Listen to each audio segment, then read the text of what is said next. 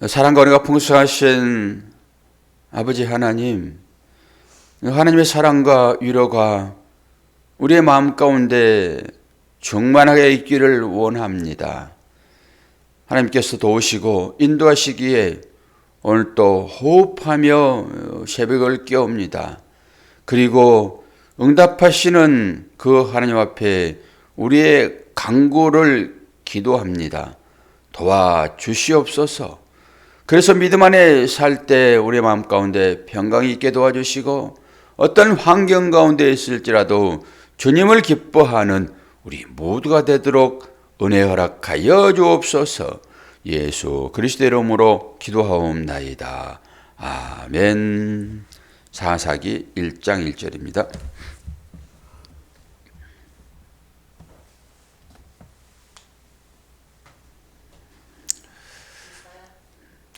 이사야서요? 할렐루야. 사자 쓰니까 꼭 사스로 읽어요. 사사기하고 이사야가 다릅니다. 사사기는 삿 이렇게 쓰고 이사야는 사 이렇게 씁니다. 이사야서 1장 1절 우리 한 목소리로 봉독하겠습니다. 시작. 유다 왕 우시야와 요담과 아하스와 히스기야 시대에 아모스의 아들 이사야가 유다와 예루살렘에 관하여 본 계시니라. 아멘. 유다가 우리고 예루살렘이 우리고 그렇게 보시면 됩니다. 그래야지 이 말씀이 나에게 계시로 다가옵니다. 그들에게만 줬던 계시라고 보면은 이 말씀은 딴 곳에 있지요. 계시는 뭐죠? 앞으로 일어날 일. 우리는 예언을 한다. 계시는 묵시, 예언, 계시 다 이런 의미 있잖아요. 우리는 묵시를 어떻게 보죠? 예언을 어떻게 보죠? 전망적 예언입니까? 영망적 예언입니까? 영망적 예언이에요. 우리 예언 그러면 앞으로 있을 미래를 내다보는 어떤 것으로 볼 수 있는데 하나님의 계시는 깨달을 수 있는 방법은 영망적 지나온 날들을 보는 거예요. 그렇게 보는 게 지당합니다. 그럼 오늘 내일 있을 일도 1시간 이후에 있을 일도 우리는 알 수 없잖아요. 10초 이후에 있을 일을 우리가 압니까? 모르지. 그럼 어떻게 우리가 예언할 수 있어요? 우리는 예언의 계시를 받은 자들이잖아요. 예언의 은사라고 하죠. 우리 다 은사 받은 사람들이고 예언 받은 사람들인데 성경에서 너희는 방언하기를 원하고 특히 예언하기를 원하라. 그러니까 앞으로 될 일들, 우리의 인생이 어떻게 될 것인지는 다 알잖아요. 정답을 가지고 있잖아요. 그리고 소소한 일들은 이것은 아무것도 아닌 것이고요. 지나간 일들을 어떻게 해석하느냐에 따라서 당신은 은혜의 사람입니다. 하나님께서 24시간 우리와 함께 하셨네요. 이렇게 이해할 수 있는 것이죠. 이걸 영망적 관점의 예언이다 이렇게 말씀을 드리는 것입니다. 계시다 이런 거잖아요. 계시. 그러면 이 계시를 통해서 뭘 말씀하십니까? 하나님께서 우리에게 찾아오셔서 하신 말씀이잖아요. 그렇게 보시면 되겠죠. 자, 그러면서 우리는 누구의 마음을 알아갑니까? 하나님의 마음을 알아가는 거죠. 자녀가 부모의 마음을 알아가듯이. 그래서 2절을 보자고. 2절. 하늘이여 들으라, 땅이여 귀를 기울이라. 여호와께서 말씀하시기를 내가 자식을 양육하였거늘 그들이 나를 거역하였도다. 하나님께서 피조물을 고발하는 장면입니다. 보십시오. 하늘이여 들으라, 땅이여 들으라. 이게 누가 만든 거예요? 하나님께서 만든 거잖아요. 그러니까 우리의 표현을 비린 것 뿐이에요. 우리의 표현. 인간들의 표현. 하늘이여 제발 좀, 땅이여 하늘과 땅의 모든 것을 다하여, 이런 의미 있잖아요. 하나님께서 만드셔놓고 그 만드신 사람들을 고발하는 것입니다. 그리고 그런 고백도 표현도 있지요. 내가 사람 지은 것을 후회한다. 이런 표현도 있잖아요. 아니 무슨 전능하신 하나님이 당신이 하신 일들을 뭐 후회하고 그렇습니까? 이런 거 신인 동영론적 표현 이렇게 얘기하는 거예요. 그래야지만 아버지의 마음이 읽혀질 것이니까 그렇게 표현할 따름입니다. 근데 하나님께서 하늘이요, 하나님께서 땅이요, 고발한 거라고요. 그런 의미로 보시면 됩니다. 왜 그렇죠? 피조물들이 영적 소경 상태가 되었으므로 그렇게 보는 거죠. 그러면서 뭐라고 그래요? 나를 거역하였도다. 나를 거역하였다. 이건 뭐죠? 하나님께, 아버지께 대드는 장면 아닙니까? 하나님을 거역했다. 이건 뭐예요? 아버지를 거역했다. 하나님을 보시려고 그러면은, 부모를 보면은 맞아요. 하나님을 대신해서 부모가 우리한테 주어진 거잖아요. 그런 의미로 보시면 되죠. 우리 부모는 꼭 계시잖아요. 내가 여기에 존재하는 거 이거 자체가 그 증거라고요. 그런데 하나님을 안 믿는 사람이 있다니까요. 하나님의 실존을 믿지 않아요. 자기를 부정하는 행위입니다. 그게. 자기들은 잘나서 그런 것처럼 느껴지지만은 사람의 아버지를 부정하는 것은 뭡니까? 자기의 실존을 부정하는 거잖아요. 아버지 없이 어떻게 사람이 생겨납니까? 그렇죠, 원사님? 아니, 아버지가 없이 내가 어떻게 생겨나냐고요. 일상적인 얘기로 하는 거예요, 그냥. 그러니까 하나님이 모든 피조물을 다 만드셨잖아요. 그러면은 하나님이 계신 거잖아요. 나도 거기에 포함되는 것이니까. 그런데 그걸 안 믿는 사람들이 보통 사람인 거예요? 우리가 좀 특이한 거예요? 우리가 특수한 존재를 하나님께서 우리를 부르신 것입니다. 믿지 않는 사람들을 보통이라고 보시고요, 그냥. 그 믿지 않는 사람들을 그러면은 뭐야 이렇게 되니까 그 사람을 보통으로 보고 그 중에서 우리를 택해서 알게 하셨다. 그렇게 보시면 되겠죠. 근데 아버지를 비난한다? 이러면은 율법으로는 어떻게 합니까? 그 자녀를 죽이는 것입니다. 이게 율법입니다. 아버지에게 대들었다? 이건 죽는 거예요. 그런데 거역했다 이 말 자체가 그 얘기 아닙니까? 이스라엘 백성들이 하나님을 거역했대요. 그러니까 하나님께서 이놈들아 내가 너희들을 지은 것을 내가 후회한다. 이런 탄식을 하는 것이죠. 그러니까 이 탄식을 들으셔야 돼요. 그리고 그 탄식 가운데서 아버지의 마음을 아셔야 됩니다. 눈물을 흘리는 부모의 마음을 자녀는 모르잖아요. 그러니까 그 마음을 아는 것이 효도지요. 하나님은 계속 그 얘기만 해요. 제발 내 마음 좀 알아다오. 그 아이들에게 대하듯이 아이들이 자꾸 울면은 사탕 주잖아요. 그러면서 내 마음을 좀 알아다오. 아이들이 왜 울까요? 불편해서 울죠. 자기가 뭔가 채우지 않으니까 울잖아요. 그게 딱 우리 성인 된 우리의 심정 아닙니까? 불편하니까 울죠. 불편하니까 기도하죠.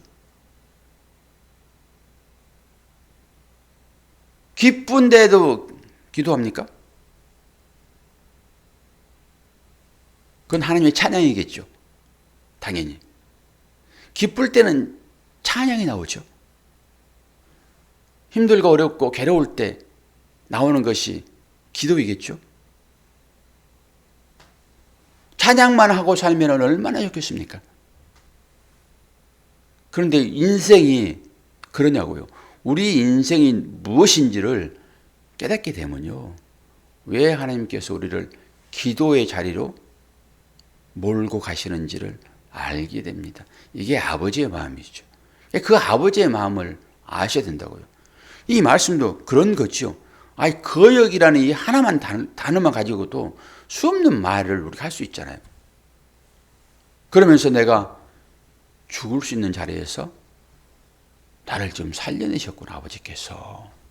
그리고 동구 밖에서 둘째 아들이 집 나갔는데 그 아들을 기다리시는구나. 그 아버지의 마음을 말씀 곳곳에서 읽어내셔야 된다고요.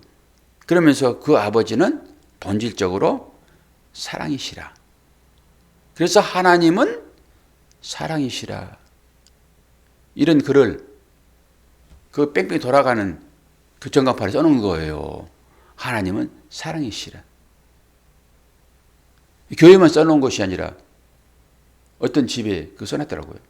그 제가 써놓긴 했지만. 자, 그러면서 우리 3절 말씀을 한번 봅니다. 3절. 소는 그 임자를 알고 나귀는 그 주인의 구유를 알건만은 이스라엘은 알지 못하고 나의 백성은 깨닫지 못하는도다. 이게 어떻게 표현하고 있습니까, 지금? 야, 짐승만 또 못하는 자들아. 이스라엘 백성을 그렇게 표현한단 말이에요. 아니, 소도 주인을 알고 나귀도 구유를 알건만 뭐예요? 자기를 먹여 살리는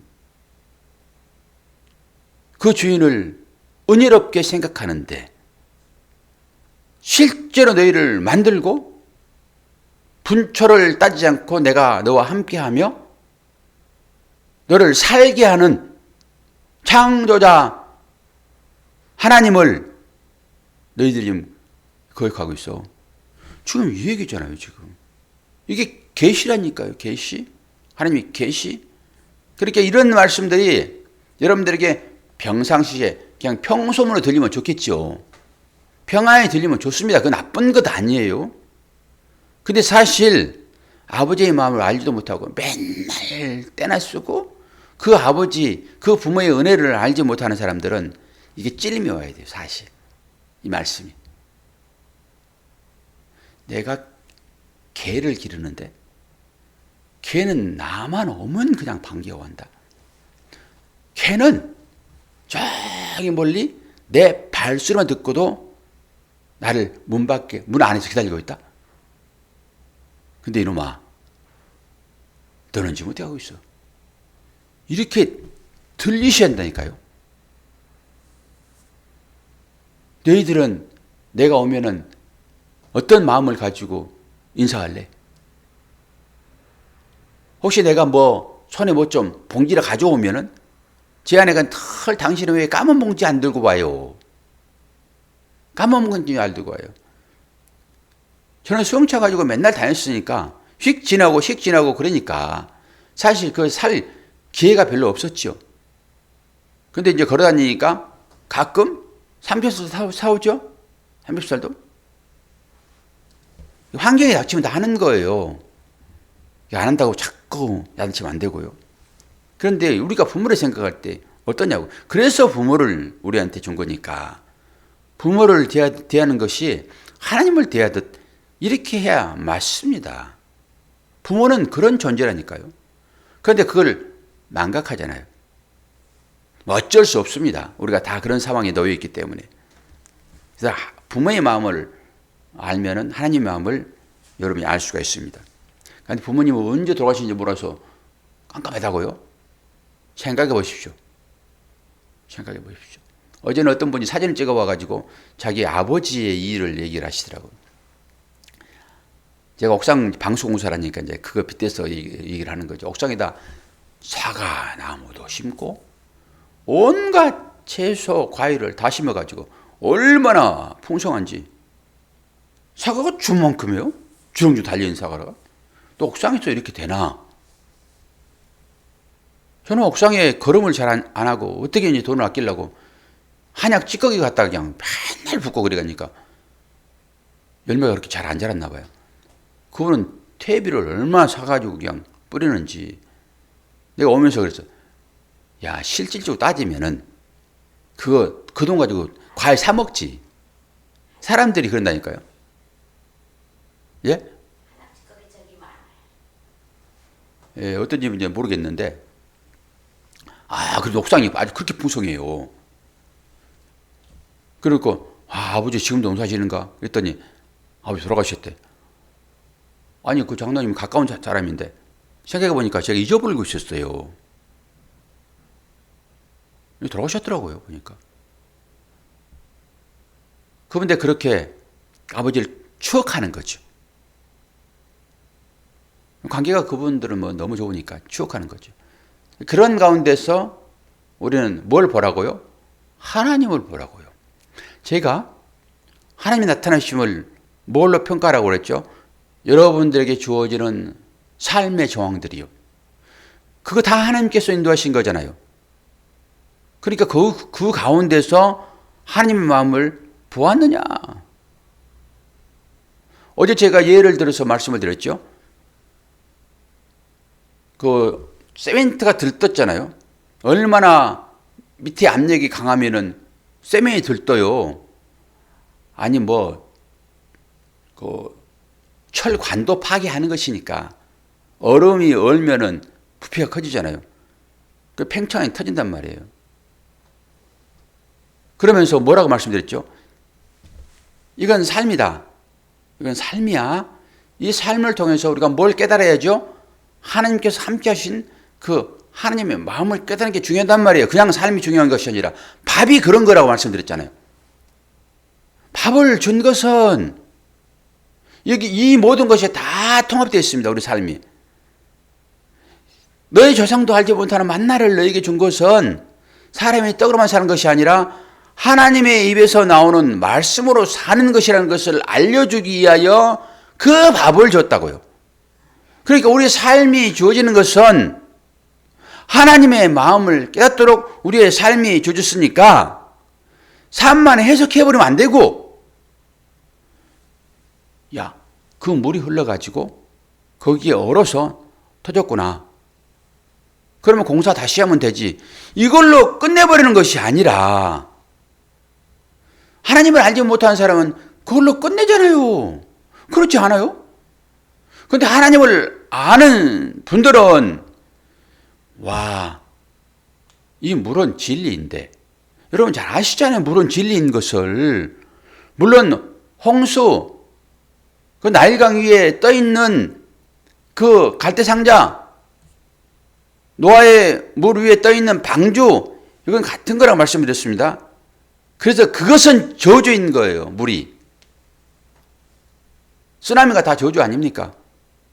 그런데 내가 주는 이 생수, 이 진리, 이걸 마시지 않으면 죽는다 그럴 때 그 물은 진리란 말이에요. 그러니까 그 진리로 보시면 되겠죠.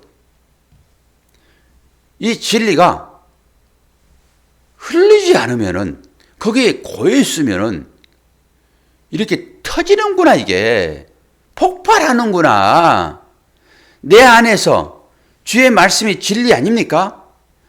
내 안에 그 말씀이 들어와 있는데 그걸 나만 차곡차곡 쏴버리면은 이게 큰일 나는구나. 하나님께서 계속 쌓아서 흘러보내도록 계속 쌓고 있는데 그 흘러가는 것이 아까워가지고 위를 틀어막으면은 내 안에서 이게 폭발하는구나, 이게. 그래서 이 말씀이 나를 부수고 다른 사람들에게 이 말씀이 증거되는 것이로구나라고 거기에서 그걸 해석하란 말이에요. 이것이 어렵습니까, 여러분? 그렇지 않잖아요. 그래서 그것을 겉으로 드러나는 이 사실들을 뭐라고 그래요? 율법이라고 얘기해요. 율법.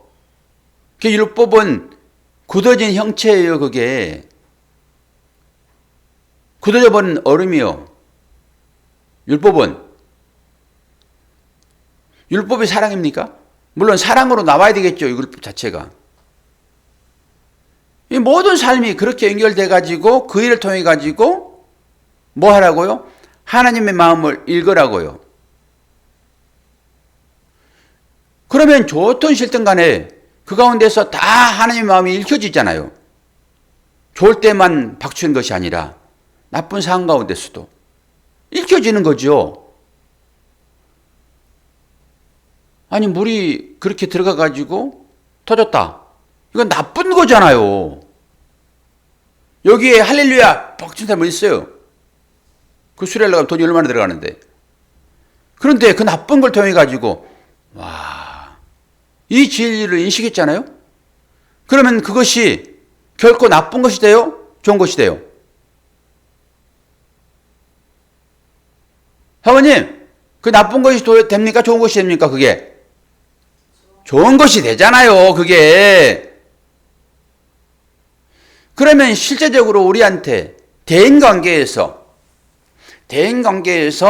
나의 기분을 상하게 하는 그런 사람이 있을 것이고, 또 여러 가지 나에게 해를 끼치는 사람도 있을 것이고, 그래서 분석을 해야 되겠죠. 그것을 뭘로 분석합니까? 믿음으로 분석하지요.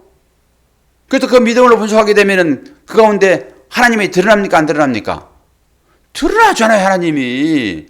그래서 하나님이 하신 일이잖아요. 그러면은 그거 자체가.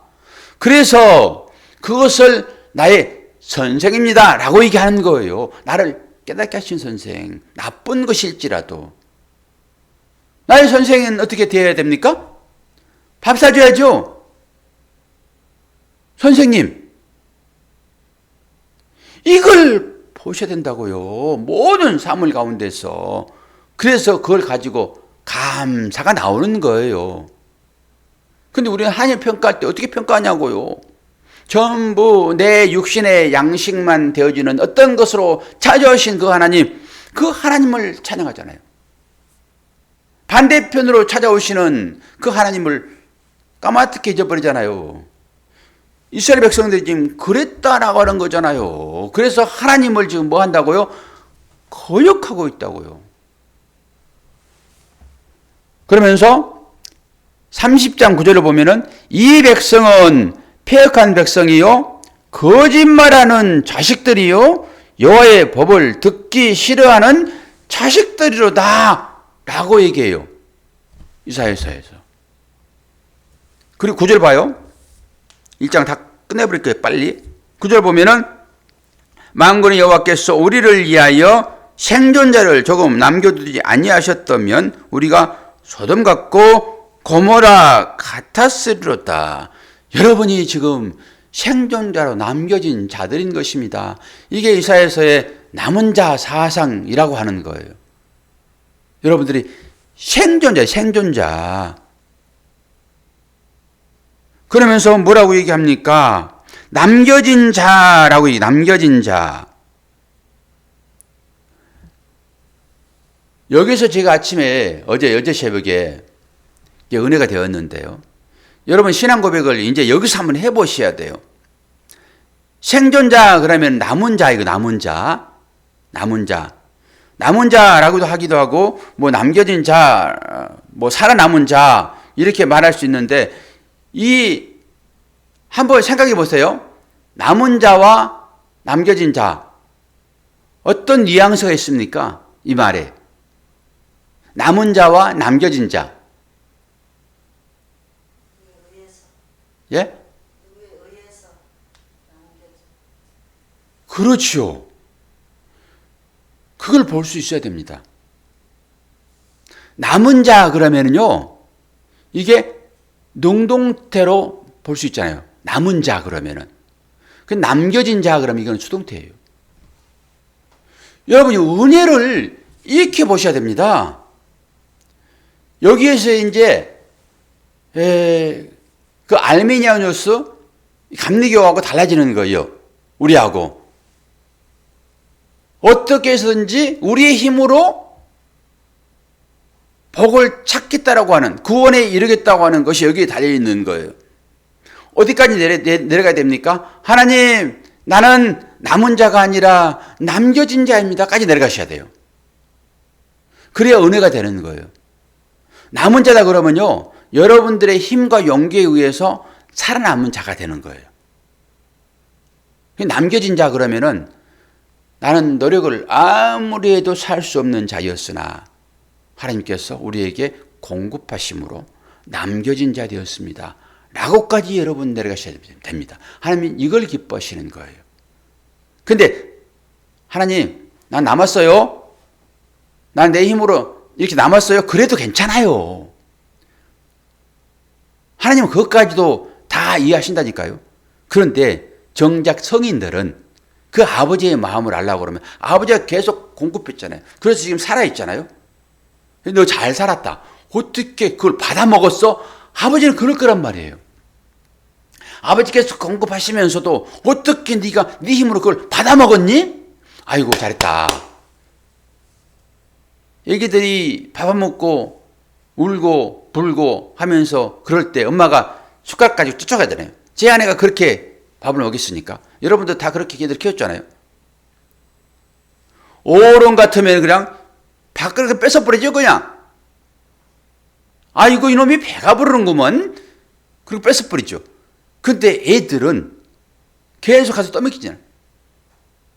그러면서 조금 많이 오늘 많이 먹었어요 어제보다. 그럼 아이고 우리 새끼 잘했다. 아이고 잘 먹어 내 새끼. 전부 그러잖아요. 그러면서 너 남아있구나. 하나님이 이렇게 여겨진다니까요. 그 하나님을 여러분들이 아셔야 한단 말입니다. 남겨진 자라고 얘기 안 해도 난 남은 자예요 하나님 그래도 다 아시는데 조금 더 은혜를 경험하려고 그러면 하나님 어떻게 찾아다니면서 나를 그렇게 살리셨어요? 철들었으니까 알잖아요. 그때 다 기록해놨어요. 영상 다 찍어가지고 속삭이니까 그거 보여준 거예요 엄마가. 내가 이렇게 엄마의 사랑을 받고 살았군요. 그때서야 안다니까요. 이 아버지의 사랑이 여기에 담겨 있는 것입니다. 그리고 11절 뭐라고 합니까? 여호와께서 말씀하시되 너희의 무수한 재물이 내게 무엇이 유익하냐? 나는 순양의 번제와 살찐 짐승의 기름에 배불렀고 나는 수송아지나 어린 양이나 순염소의 피를 기뻐하지 아니하시다. 하나님이 영이십니다. 그런데 짐승 갖다 바치잖아요. 그건 뭘 뜻하고 있잖아요 지금. 그런데 그거 바쳐놓고 하나님 배부르시죠? 그러고 있다면 인간들이. 그걸 통해서 뭔가 아시라고 그 제사를 준 거잖아요. 오늘 여기까지만 할 거예요. 전부 그런 맥락 아닙니까? 이 모든 사물들이 그렇게 주어진 거잖아요 지금. 예배도 마찬가지죠. 예배를 통해서 새벽 기도를 통해서 아버지의 마음을 깨닫도록 부르신 거잖아요. 이 재물이 그런 것이니까. 너희들 그렇게 해놓고 너희들은 율법의 행위만 하고 너희들 의무 다 했다 하고 내 마음을 알지 못하고 너희들 이렇게 살고 있어 지금 그런 얘기 아닙니까? 나 질렸다 이제. 어떻게 이 평생을 살았는데 은혜를 모르니 은혜를. 그렇게 많이 제사를 드리고 예배를 하고 했는데 어떻게 내 마음을 모르니. 내 마음을 알면은 제사 끝나잖아요. 예수님 단번에 끝냈잖아요. 그래서 교회 나와서만 예배 드리는 것이 아니라 이제 여러분의 삶으로 예배의 삶을 사시면 되는 거예요. 그게 안 되니까 자꾸 새벽에 나오고 주일날 나오고 또 성교회 교제 나오고 이웃을 사랑하라 했으니까 내 이웃이 누구지? 그리고 성도를 쳐다보는 거잖아요. 그게 내 이웃이니까. 그게 나니까. 여기까지 흘러 넘쳐야 되겠죠. 하나님 은혜를 알면은. 그 독자생존하고 있단 말이에요 지금. 이사야서가 계속 그거예요. 계시다.